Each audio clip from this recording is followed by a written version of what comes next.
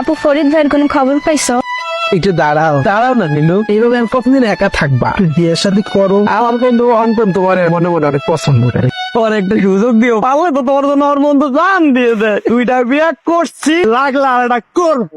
অনিল, আমার কথাটা কিন্তু মাথায় করে নাও। কথাটাই রাখো। আসসালামু আলাইকুম। ফরিদ ভাইয়ের কোনো খবর আসছে? হ্যাঁ আইসে তো, আইসে না। আপনি হাসান? খালা খালা খালা আসো, দেখো আপনার আসতে কোনো অসুবিধা হয় নাই তো? খালা, ফরিদ ভাইয়ের বন্ধু হাসান। ফরিদ কেমন আছে? কবে আইব? ওইখানে কথা কাগজপত্র ছাড়া ছিল তো, ওইটা গুছাইতে 1 মাসের মতো সময় লাগবে। এই যে আপনার খাবারটা খেয়ে নেন, তারপর কাজ করেন, অনেক রাত হয়েছে। শুনেন, আমার নাম হাসান। এই যে না, মানুষের নাম ধরে রাখলে সুন্দর লাগে শুনতে। আপনি খেয়েছেন? জি। চাপ দিচ্ছেন? আপনি? বিরক্ত করলাম? না না, বিরক্ত না। আচ্ছা, আপনাকে একটা প্রশ্ন করি। আপনি যে এখন বলছিলেন দেশে আসার একটা কারণ খুঁজে পেয়েছেন, মানে আপনার দেশে আসার কোনো পিছুটান নেই? রাতের আকাশ অনেক কথা বলেন, যে কারণে আপনি রাতের আকাশের সাথে কথা বলেন, ঠিক একই কারণেই আমার পিছুটান নেই। মানে আপনারও কেউ নেই? ছিল না, এখন আছে। আপনি চাইলে কিন্তু একসাথে একা কিন্তু উদযাপন করতে পারি। সেটা কেমন? দুজন একা মানুষ এক হই। ফরিদ ভাইয়ের নামে যে গিফট গুলো দিয়েছে সেগুলো আসলে আপনার কেনা। ঘুমাতে চাই? কিন্তু কি বের হচ্ছেন? হ্যাঁ, এই যে কাপড়গুলো ডেলিভারি করে দিয়ে আসি। তো আমি আপনার সাথে যাই। আপনি কেন যাবেন? এগুলো অনেক কষ্টের কাজ, এটা অনেক দূর, অনেক জায়গায় যেতে হয়। শোন, আমি আজকে আপনার সাথে হাঁটবো। আপনি আমাদের বাসার মেহমান, আপনি আরাম করেন, ঘোরাফেরা করেন আশেপাশে। আপনি কিন্তু মেহমান বলে আমাকে পর করে দিচ্ছে। ছেলেরা এত করবে কইতেছে, যাই লগে লইয়া লগে গেলে অসুবিধাটা কি? কে গো নীলু? আরে নতুন নিয়োগ দিলে নাকি মালটারে? আমার বন্ধু তোমার পছন্দ করতে আছে তো, আমার বন্ধুরা কোন দিক দেখছ নীলু? আরে অবই যাও। আসো। ও নীলু, নীলু তুই তো তাকা। আরে নীলু বন্ধু, বন্ধু আইতেছে, তুই সিলেক বন্ধু, তুই সিলেক। এই, তোদের কোনো কাজ কাম নাই? না, তোমার দেওয়া ছাড়া কোনো কাজ আছে আমার? এই তো লজ্জা লাগে না? ওই একটা জিনিস আমাদের নাই।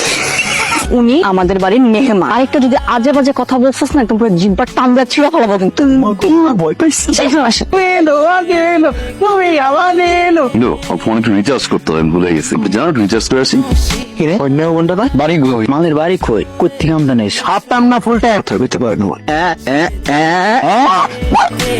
হ্যালো, কাজ করতেছে না মাইক দেও কি রে আসছি? পছন্দ হয় কিনা?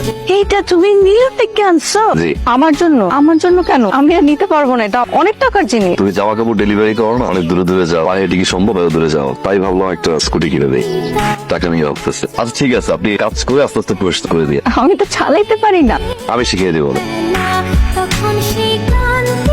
জীবনটা অনেক কঠিন, তাই না? কিন্তু সহজ করে নিতে হয়। আচ্ছা হাসান, আপনি আপনি আমার জন্য এত কিছু কেন করছেন? এটা আবার কেমন প্রশ্ন? আপনি আপন মানুষ, তাই আপন মানুষের জন্য করতে ভালো লাগে, শান্তি কাজ করে। আপনরাই তো একসাথে জীবনটাকে সহজ করে নেয়। মনে হয়। আচ্ছা, আমরা একসাথে জীবনটাকে সহজ করে নিতে পারি না? জি। কিছু না। আসসালামু আলাইকুম ভাইয়া। এইটা তুমি নিউ থেকে আনছো? জি। আমার জন্য? আমি আর নিতে পারবো না, এটা অনেক টাকার জিনিস। কাল আসবো। ফরিদ চিঠি পাঠাইছে। কি লিখছে বাবা? ফরিদ চাচ্ছে আমি থাকা অবস্থা যেন নীলুর বিয়েটা দিয়ে যায়। ফরিদ বিদেশে নাই, আরে বিপদকালীন সময়ে বিয়া কেমনে দেব? খালা, এটা নিয়ে আপনার চিন্তা করতে হবে না, আমি তো আছি। খরচ থেকে শুরু করে যা যা লাগে সব আমি করবো। এই ছেলেটা কি? হাসান আমার ফরিদের বন্ধু, ওরা দুইজন বিদেশে এক লগেই চাকরি করে। ফরিদ যেহেতু আইতে পারবো না, ফরিদ কইছে হাসান রে ও যেন থাইকা নীলুর বিয়াটা দেয়া দেয়। মাশাআল্লাহ, আপনার মেয়েটা দেখতে খুব সুন্দর। ফরিদ ভাই যেহেতু বলছে আমার মেয়ে পছন্দ হয়েছে, সামনের মাসের ভালো একটা দিনক্ষণ দেখে শুভ কাজটা সেরে ফেলেন। আপনি কি বলেন?